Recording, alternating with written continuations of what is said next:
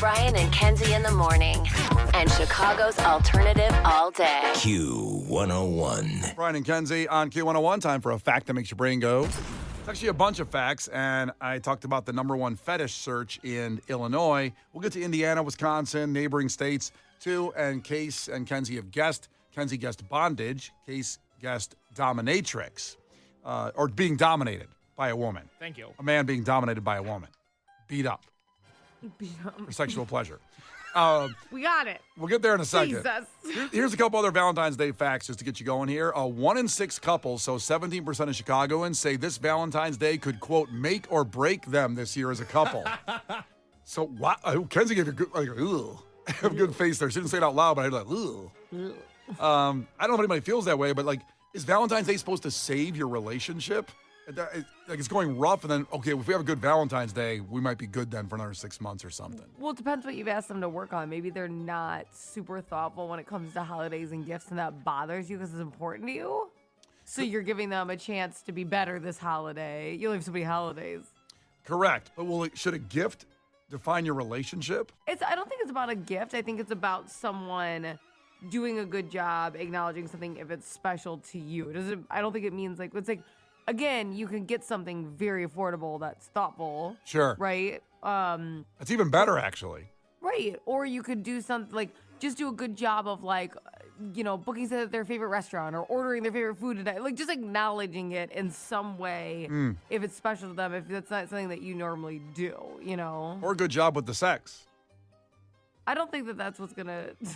I don't think that. I'm just presuming what it might be. I don't think she's like, man, he doesn't think about me, but boy, did he lay down the pipe. I think some people that'd be enough. Some people being you. Yeah. No, not at all. I'm just saying some people. A physical relationship is, when the physical goes, a lot of marriages end, let's be honest. No, physical is important. I just don't think that's the purpose of the day. Well, we'll find out. When we come on Monday. On Monday morning, the 17% out there that say this Valentine's Day, quote, makes or breaks the relationship. Also, 19% of Chicagoans, so almost 1 in 5, say they've chatted with an AI girlfriend online. So I don't think many women are doing this to guy. I don't see an AI boyfriend. Yeah. But there's so much on the Instagram feed now of the AI girls. They'd accomplish just as much as an @here boyfriend on Earth. So fine. No one's working on that. Yeah. But have you seen some of these come across your timeline? No, I haven't. You haven't? I have seen people. It's actually a lot of teens are falling in love with AI chatbots. Correct. And Yeah. I just got to say, it's too good. The incredible AI girlfriends. Do you have one? No, but no. You just said they're too good. I'm just saying the technology is really, this is what scares Case AI, and you have to really look at it and go, wow, that's not real. I mean, I took a good long look, and it's not real. But Well, all it is a chat system, though. What's crazy is you talking about the whole physical relationship. There's not one. what I'm talking about is actually the video AI girl that's on Instagram. I don't know this at all. You don't know any of this? No. Wow. And Kenzie's talking about you're talking about chatting but not seeing anybody, Kenzie? Is that what you're talking about when you say chatbot? People are in relationships with literal chat bots. Right. On AI. I'm talking about the actual, there's Instagram profiles of AI women that are not real. Yeah. Really? But still, there's still no physical. You can't go to dinner with them. You know what I mean? Right, you can't. You can message them though, and people are saying you're beautiful. And even sometimes in the bio they'll say AI created. How do you know so much about this? I know. He definitely sounds like he has one because he was talking about how great they are. I didn't say they were great. I said they're well done. They're incredibly there for people that are lonely, I guess. And that's not me. You can't just throw an "I guess" on the end of it as if you're not participating. Yeah. I'm just saying that they've done a good job, technology. AI has a positive, I guess, there. I mean, some people are talking. No, it's a real positive to raise the beauty standard to be literally, for women, again, to be literally AI generated. So now we're getting compared to that. No, it's fantastic. Oh, I'm glad you agree with me. Yeah, perfect. And men can still walk around with beer bellies and be like, wow, her eyebrows aren't good enough for me. Again, I'm glad you agree with me on this, Kenzie. It's Yeah, really nice. no, it's great. Now, could the chat bot part that Kenzie's talking about help people get confidence to go ask out a real person? Is it a good No, thing? these have actually been incredibly dangerous, especially for youth, because people are falling in love with them. And some people, unfortunately, have ended their lives thinking that they could then be with the chatbot like in eternity and stuff like that. Like in a way that they could be together if their body wasn't here on Earth. So unfortunately, these have become incredibly dangerous. Well, that took a dark turn. Yeah. I'll just stop talking about it then. I just think it's important to put that out there because there's probably people who have had that experience. No, so- I agree. It's dangerous, and Yes. I just thought maybe there was a chance there was some good came out of it of working yourself up to asking somebody out, to have practice run, if you will, reps. I don't know. Is it maybe doing the opposite though, where people are like, "I'm just good in this relationship where I can say anything," like that false confidence, where it's like Yeah. how many people end up in online relationships because they're ballsier and they never take the chance to actually go meet them? Kind of like the whole catfish premise almost. Okay, so it's all bad AI. It's I all think bad. it's really not good for a lot of things. Yeah, in this realm, obviously. Well, what people can be good with is fetishes. People like doing certain crazy things. Illinois, what number one is? Kenzie thought it was bondage. Case thought it was men being dominated by a dominatrix. Just some other ones, just before we get to Illinois. For example, Utah, balloons is the number one search fetish. I can't do that. I don't like balloons. I hate when they pop. It really upsets me. I don't know what they're doing with the They're balloons. sitting on them. Oh, is that it? Yeah. And like rubbing. Yeah. There's a lot of rubbing and sitting and grinding and riding and hanging out. Sounds like you like it. No, Wait, I These really are- don't. These sound like the strongest balloons ever. Holy crap. Texas likes tickling. Tickling is number one fetish search there. My Let's, husband kicked me in the face last time I tickled him. You don't really you hanging on tickling. but let's get to, okay, here's another weird one. Let's start with Indiana before we get to Illinois. Giantness is the number one searched fetish. I could see that. Giantness? Oh, God. Well, I'm not going to be a big popular item there, am I? Lame. 5'2" and her Running into belly buttons every 4 seconds sucks. Now, I got to ask, is that what it is? People that are giant or things that are giant on the people? I think giant boobs, Brian, is a different fetish than giantness. That's what I'm asking. I think so. I think it's like people who like everything, like everything large. Because some people are really into like, super tall, super like thickums. I don't know how to say it. Husky for guys. I don't know, like stocky. Wisconsin's in the socks. Speaking of talking about putting Vaseline on our feet to get them Their undried. number one fetish is a sock. In Wisconsin, socks. I could see that. What? And for Is Illinois, there a foot in it? I think so. Yeah. Or do you just like walk through Target and get horny? Well, you wear black socks. Picture somebody naked with black socks on, like me right now. Ugh, God, stop bringing up you naked.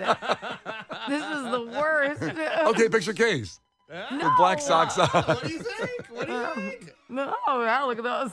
And finally, the number one fetish for Illinois is ball busting. Oh, Wait, you understand what this is? I do. Okay, go ahead. Like being funny, It's not a humor fetish. sexy. This is when typically an older woman will do things to a guy, and then at the end of said session, she will pulverize his manhood Oh, in a way that sexually satisfies the guy. this is Like with like a hammer or something? Fists, feet, hammers. hammers. Yeah. But it wouldn't work anymore, I feel like, if you used a hammer. These things are pretty resilient. Really? Yeah. If I hit your balls with a hammer, Only one way to find out. put them on the desk. This I gotta see. When we come back, Kenzie hits Case's sack with a hammer. When we come back. And there you go. There's your facts to make your brain go for Valentine's Day. Brian and Kenzie in the morning. And Chicago's alternative all day. Q101. You can't defeat her. She's too powerful. Clash with Kenzie. Let the battle begin. Q101. Let's do it. Last one of the week. And we have Ogier tickets for the Thursday, July 24th show in Tinley Park. There's also one on Friday. First one sold out. This is the one you're going to go to from our great friends at Live Nation and Q101. And Carl's checking in. Ahoy, Carl. Tell us something about yourself. Ahoy, good morning, guys. Happy Valentine's Day. Quick fun fact, I got 3 beautiful children. My oldest is 6, and my youngest is 4 months. Wow. Ooh, God bless, baby. You got this. Wow. Does he, though? That's a lot. He's got it. Why would you say that to Yeah. him? I'm saying I feel exhaustion when I hear that, which was having one and hearing 6 to 4 months. That's a lot, bro. It is, but it's worth it. Definitely worth it. Oh, it is. I'm just saying, I think you needed some sleep, bro, somehow. I'm concerned about your well-being. No, I'm doing good. All right, I'm man. blinking, but I'm doing good. All right, well, here we go. First one to 5 wins. Listen carefully. If Kenzie gets one wrong, you can steal a point. She can do the same to you. Call heads or tails, Carl. Heads. Now, the first time all week that the caller, the competitor, loses, it's tails. Oh, thank goodness. Oh. Sorry. And you seem very nice and tired. So, all those kids. All right, so here we go. Kenzie, question number 1. What cable channel launched with the words, ladies and gentlemen, rock and roll in 1981? MTV. MTV is right. Kenzie's on the board. Carl, what network's 2005 lineup consisted of shows such as Lost, Desperate Housewives, and Grey's Anatomy? What network I'm looking for? HBO? HBO is not right. Kenzie, do you know? I think ABC. ABC is right. All three. ABC was killing it back then. It was a big Killing boy. it. Let's see. Back to Carl? No, back to Kenzie. Kenzie now. Kenzie, what NFL quarterback has thrown the most touchdowns Like of all time. of all time? The most. Is it Tom Brady? It is Tom Brady. Thank God. Kenzie's Okay. got 3. Carl, you need one here. Oh my God, I'm ready to play this. What's going on with the see all those kids? Sorry, I'm half paying attention. I'll get one. Carl was so locked in with me on the phone earlier that his children woke up. The damn kids. You know what, Carl? I feel you because every once in a while, because I have a 10-year-old and a 1-year-old, and when I want a piece of candy or something at the end of the night, I go in the pantry and I close it because I don't want them to find me. And I get Yeah, it. You're no, like, you just want a moment to play trivia, and they're all up on you. No, they're being good. They're playing, but yeah, they're obviously a distraction. So I don't know if there's a handicap I get, but Not quite. Yeah, it's tied at 3 now, Carl. I'll spell it. That's how parents have to do it. Carl, do they want Cheerios? You want to give them some of those? To Long call word. them? You know what it's Why about. would you pick the longest? What is wrong with you? Yeah, just write it down. yeah, you lost me halfway. Because I have to do that with Harper. Because if she sees me eat Cheerios, then she wants Cheerios. Oh. That kid Yeah, wa- no, my oldest, but he picks up on the words now. He can spell, so Oh crap! like Damn smart like kid. cake or chocolate. Yeah, he's holding up candy right now, looking at me. Good lord. All right, well, it's 3-0, and Carl needs a point. It's back to him. Carl, petrol is British slang for what? Petrol. Petrol? Oh, that's gasoline. Gasoline is right. You're on the board. Kenzie, back to a sports question. Who was the last Chicago Bull to be an all-star? The last one. Oh God. 19. No, it was not 1900. No. I don't know. Was it Zach LaVine? Like, I know not this year, but before then. It was not Zach LaVine. The last Bull to be an all-star. Do you have a guess there, Carl? To not tie up, but get 2. David Rose? David Rose? Derrick Rose. Derrick Rose. Still wrong. David Rose's brother. An accountant, a really good accountant. He's an all-star accountant. Yeah, that's right.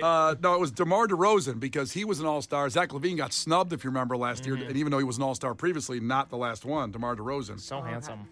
Oh, he's so good looking. And now Zach LaVine's playing with him. Yeah, in Sacramento. They're on the same in team. Sacktown. Sacktown. All right, 3-1 back to Carl. Okay, Carl.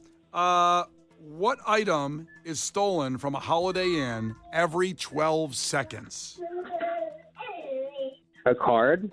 Not a card. Holiday card? Not a card, no. So from a Holiday Inn, Kenzie, every 12 seconds this is stolen. Is it a Bible? You know, Bibles are stolen a lot, I know. It's the. which, is kind of a, what do you call that? Ironic, A little bit. because it says don't steal in there Got somewhere. a lot is more said on the show today. Yeah. Page 17 says thou shalt not steal, I That's think. right. Page 17 said that. Brian's like, it's like rain. It's towels. People still steal towels. That's good I've stuff. stolen towels before. Yeah. But not just to have them. It's usually to wrap something up that's like wet and I can't have in the bag. I'm like, I gotta use this. I gotta borrow it. Let's see. 3-1 back to Kenzie? Correct. So, Kenzie, what dance company were Chris Farley and Patrick Swayze auditioning for in their infamous SNL sketch? Chippendales. Chippendales is right as we honor Love Saturday it. Night I love Live. that sketch. And it's back to Carl. 4-1. Carl, I'll give you also an SNL question. What recurring SNL sketch used the phrase "party time excellent"? That would be, what are those guys called?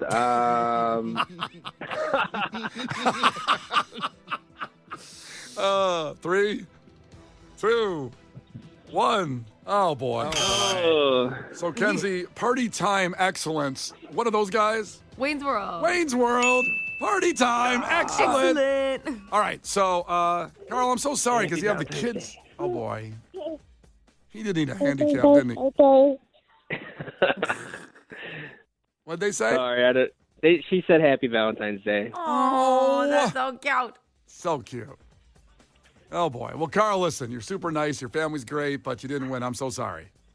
That's all right. Thanks, guys. Thanks for having me on. Thank you for listening. We you. appreciate you. Oh, boy. But here's what you knew, Carl. In 3 minutes, we'll play Noah Khan. After that, we'll play this thing, God Bless the Baby. When you hear that, call up and call her 10. So you still have a chance, and everybody listening has a chance at the Hozier tickets for Tinley Park. The Brian and Kenzie Show. On Q 101. Brian and Kenzie on Q101. Maria checked in from Gurnee and said she's been waiting all week for the Pretty Woman review from Case on Valentine's Day because she said, quote, and then she's checking in from Gurnee, I will bring all my friends from Gurnee down and cut his head off if he doesn't like it. That's a quote. So, yeah. Not very Big Valentine's. mistake. Huge. If you don't like this movie. All right, here we go. For Christ's sake, tomorrow's the 4th of July, and we will be open for business. What country you from? What ain't no country I ever heard of? They speak English and what? Utah. Give me 2. Do you enjoy pain? Pain don't hurt. Wax on, right hand. Wax off, left hand. Now fry like bacon, you little freshman piggies. Fry! Playing football in West Canaan may have been the opportunity of your lifetime, but I don't want your life. Well, here we go. Voted on by the listeners because it's Valentine's Day and he wanted the best rom-com, and our listeners said Pretty Woman. Case has never seen it. He's 26 years old. Just about a year ago started this whole process of reviewing movies, the biggest movies of all time that all of us have seen, but Case, the producer, hasn't. So this is a 35-year-old movie, 34-year-old movie. 1990. I think you've got it written down over there somewhere. March 23rd, 1990. As in, Case wrote it down for you and you didn't look, is what he meant when he said that. Yes, Very I see. passive-aggressive. Very passive-aggressively. It's See, there's this written piece down of over there on a paper. big sheet I printed out. Yeah. So 1990. So the eyes of a 26-year-old looking at a movie that's 35 years old in a month. A month. Yeah. So we start out like we always do. We will play the trailer of Pretty Woman from back there in 1990. Touchstone Pictures. He's rich and powerful. At my company. She's anything but. I kind of fly by the seat of my pants, gal. And they're getting together in Beverly Hills. You're gonna get in trouble bringing me in here. Now their lives Slick the little suckers. and that city Where you're going? will never be the same again. Color be happy. There's a sofa in here for 2. Close your mouth, dear. Richard Gere, Julia Roberts. Pretty Woman, rated R. Wow, pretty quick. Pretty quick trailer. To the It was point. rated R, that movie? That's a good question. It was. Let me see here. She's a prostitute. But you don't see a bunch of stuff. Not enough, if you ask me. Hi-yo. Yeah, rated R? Like, relax. There What's wasn't even... those murder? I feel like Friday the 13th is PG-13. There's more boob and there's murder. Yeah, and also, I don't even think they used the F word in this movie. No, Once. they use some swear words, but not the F word. Okay, well, let's get into it. So, Pretty Woman, 1990, a budget of $14 million, and it made $463 million. At the time of its release, it was the 5th highest grossing movie ever, behind E.T., Star Wars, Indiana Jones and the Last Crusade, Jaws, but the 5th highest ever, which was kind of shocking to me. And a $14 million budget, so they didn't pay Julia Roberts and Richard Gere back then that much money. You know, because now people get that much just as the head star gets that $14 million alone. Absolutely. Okay, Case, what do you think of Pretty Woman? One of the best movies I've ever seen. What? I knew it. Are you serious? I adored this movie. This is Okay. absolutely fantastic. All right. In the last year, like I can separate all the movies that I've watched into different tiers, right? And there's Pulp Fiction, Shawshank, Jaws. Those are some of the best movies ever created. Those are in their own tier. But then there's this second tier of movies that if they're on cable going forward, even if they're not these magnificent works of art, I'm stopping what I'm doing because they can be labeled a capital F favorite movie from here on out. Point Break would be on that list. The Town would be on that list. And Pretty Woman would be on that list. Wow. I said yesterday I could not have picked Julia Roberts out of a lineup, and that's true. I've heard the name, but I don't know her story. I don't really know what she's got going on. One of the most captivating performances I have ever seen in a movie. To compare it to two that I've watched just earlier this year, we did I Am Legend with Will Smith, and we did Major League after Bob Uecker passed away. And I said with I Am Legend, it's not about the narrative. It's about just being with Will Smith for those 90 minutes and exploring the universe with him. And with Major League, I had the complaint that there were these rich characters, and I don't feel like the narrative assisted them in any way. And this is the perfect combination of a movie in which the characters were so rich, not only financially, obviously, but had so much depth to them. And the story was so great. All you wanted to do was hang out with Julia Roberts, hang out with Richard Gere, and live in this universe that they created. From start to finish, what an enjoyable movie this was. I can't believe I'd never seen it before. I know. My favorite. Well, I would say this, and Kenzie can agree or disagree, but it's a movie, because I love this movie too. Mm-hmm. And it is a movie in the rom-com world. I guess it's a rom-com. I think so. That hits both sides. Mm-hmm. Like, it's hilarious for dudes to watch this movie because it's really funny, especially with George Costanza in there. Oof. I don't know if that's funny. Well, but it's funny that Seinfeld had started, and he took this role. What if I play a sexual deviant? Almost a rapist. But, it's weird. An attempted one. Attempted he for just sure. would have been if she was less strong, which is scary. Yeah, it's funny, and I think, but women obviously relate to this movie more than anything, but men can also watch this and enjoy it, unlike a lot of rom-coms out there, as men are kind of like, Well, I'm a sensitive type, so I enjoy a rom-com here and there, but Pretty Woman just knocks it out of the park. I found, is it Richard Gere or Richard Gere? Gere. Okay, oh that's my what God. I thought. Richard Gere, and this is a compliment, is so perfectly boring in this movie. He's the type of guy, and this comes across so clearly, that would be infatuated with a crazy woman like Julia Roberts. It's the buttoned-up guy. He's on the wrong side of town. He's looking for directions, not a prostitute. A prostitute ends up in his car. It's just magnificent the way that this movie moves along over and over again. Every scene is so enticing. The one thing I will say, the scene where he's down in the hotel lobby, he can't sleep, so he goes down and plays piano. Yes. Who does he think he is? I knew there was some kind of take in here you're waiting for.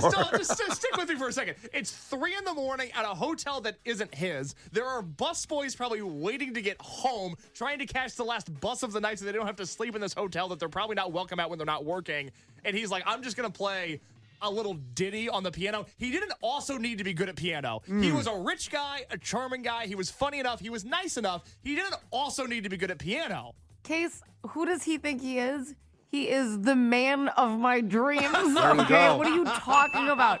This should be the standard, okay? He had healthy boundaries, good money. He shared his wealth with the girl that he really liked. People respected him. The busboys left the room immediately so he could bang her on a piano in the middle of a ballroom. Bizarre. That is the kind of man.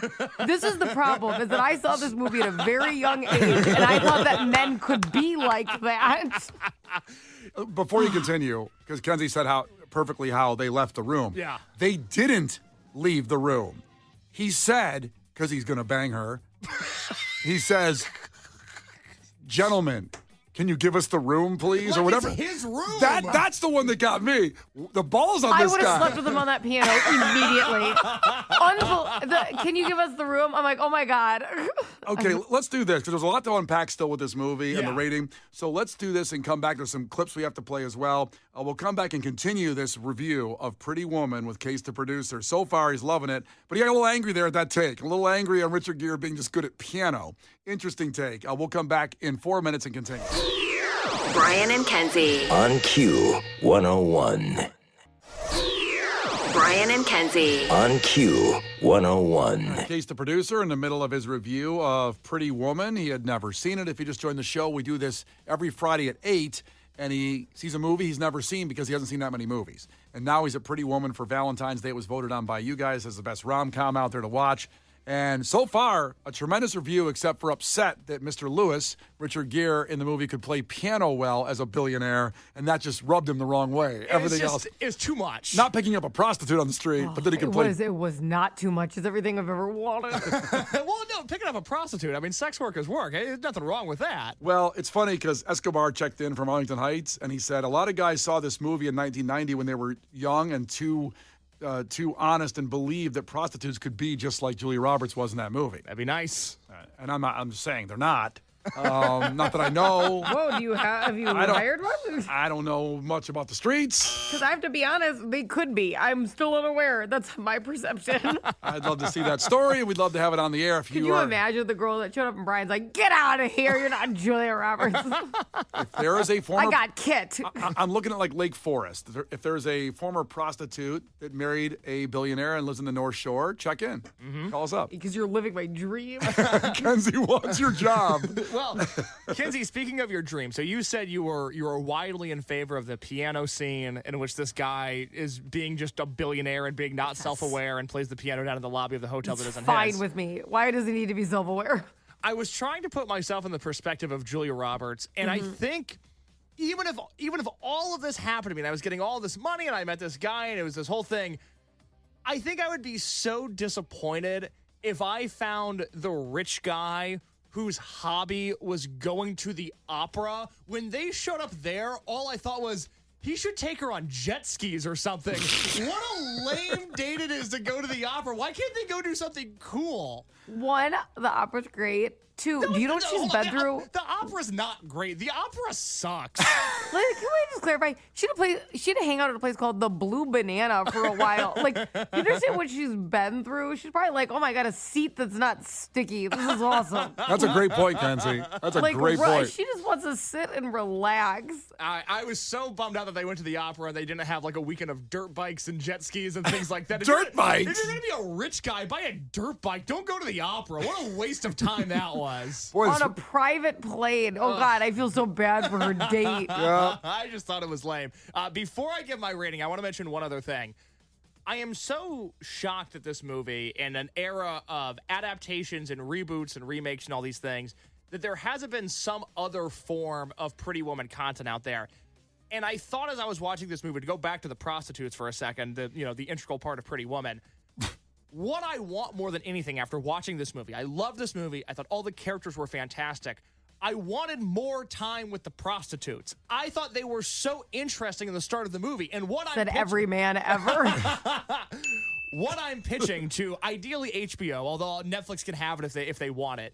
I want a Pretty Woman TV series prequel that follows Julia Roberts, that character, and Kit through the mean streets of Los Angeles as prostitutes. Because what an interesting time in LA. It's like right before the Chili Peppers broke, and they're wearing all these just cool, interesting outfits. Like, to me, watching this movie, being who I am, which is somebody that annoys Kenzie because I'm oftentimes the antithesis of her, I'm way more interested in prostitute Julia Roberts as a friend or as a lover or as just a good hang than I am the sophisticated Richard Gere indoctrinated Julia Roberts.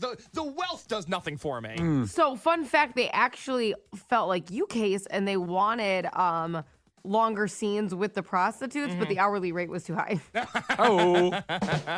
Also, this movie was supposed to be a darker movie and have a bad ending where she died, I believe, right? And I think if this movie was going to be made now, they would have to lean more in that direction. Now, just for the sake of the thought experiment, I did try to put on my woke tinfoil cap. Like every day you do? Yeah, you know me. That's my thing. And I was trying to figure out, like, okay, where does it get problematic between Julia Roberts and Richard Gere? And ultimately, I came up with nothing. There are two people that like each other. Leave them alone. The romantic part of this movie, minus the George Costanza attempted rape, holds up quite nicely. Right, but they condemn him for that, so that's actually pretty realistic. They do. It's good. It wasn't like, hey, it's fine. It was a good deal.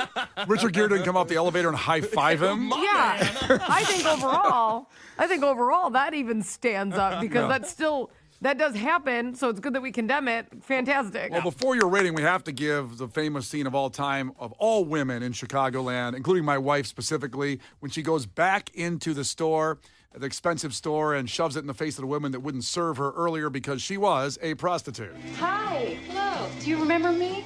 No, I'm sorry. I was in here yesterday. You wouldn't wait on me? Oh. You work on commission, right? Yes. Big mistake. Big. Huge. I have to go shopping now. My wife, Megan, comes back from like Walgreens and does that line. You should see what I did in there. Big mistake. Huge. Making me wait at the counter. Look at all the Sudafed I need. Every woman, I can maybe just speak for them, they worship that line because it is accurate of getting payback when you've been wrong. Yeah. And there's nothing better than that. Also, before the rating, when Kenzie mentioned the Blue Banana, that reminded me of every bar on Division Street back in, like, let's say circa 1999. So accurately, was perfect. Now there were prostitutes there too. But were there women that looked like Julia Roberts as a prostitute there? There were women that looked like Julia Roberts. I don't know if they were prostitutes. No, but as her prostitute character, there were women that looked like that. Oh yeah. Oh man, that sounds awesome. Kenzie, should I ruin the movie a little bit for him? What? How? You know what I'm gonna say? He saw it. What do you mean? You know that Julia Roberts had a body double in this movie. When? Throughout the scenes when they show her pretty close to naked. Oh, well, that chick was hot too, so that's fine. What am I going to do? Get mad at that? I mean, Julia Roberts. Why would that upset you? What are you talking about? A second hot woman appears. Oh, no. Well, I'm saying Brian's nightmare. That's terrible when two hot women show up. All right, Case, what are you going to do? Rate these in prostitutes? I have to. And if Pulp Fiction and Shawshank were a 10 out of 10 and Jaws was a 9.5 out of 10, this has entered that second tier, like I said, of all the movies I've watched this past year. This is a 9 prostitutes out of 10. Wait, is that the highest rating you've given a movie? No, because I just gave three others that had a higher rating. Sorry, I wasn't paying Shawshank, attention. Pulp Fiction, and Jaws. I mean, it's just, this is, Case, do you know what I'm talking about when I tell you he doesn't listen to me? Do you see it? It's really such a phenomenal movie. It is so much fun. I love the characters. I wish I had more time with Julia Roberts as the prostitute. I want to explore downtown LA with her. Pretty Woman is just a home run of a movie. Wow. And now, to go out on this, should I play this clip you put in here of Pretty Woman with the Office scene? Yeah, let me set this up, because my only knowledge of Pretty Woman prior to yesterday was they reference it in The Office, and what happens is Dwight goes into a high-end store and tries to buy some, like, wizard cloak or something very Dwight. I don't know. But as we find out in this scene, the reason that he was rejected a la Pretty Woman style was that he came in with beet juice on his hands, and they thought he was a murderer at first. So they're trying to teach him to be Pretty Woman. Excuse me, sir. Yes. I was here yesterday, and you refused to wait on me. I remember, yes. I'm terribly sorry about what You work on commission, don't you? Stop. No, hold on 1 second. Did you just say you remember him? Of course. But he looks much less threatening now. What does that mean? We had a safety concern. We very politely indicated that he'd be welcome back. Good morning. If he were in accordance with our dress policy. What? But the blood-stained hands. It was beet juice. I am a beet farmer. I'm very sorry. Good sir. I happen to have been working a very long day that day when I came to your fine establishment. You are sir. I'm gonna. Okay. Listen. You can't treat. Thank you. Good morning, sir. You made a big mistake. Huge. There it is. Brian and Kenzie in the morning. And Chicago's alternative all day. Q101.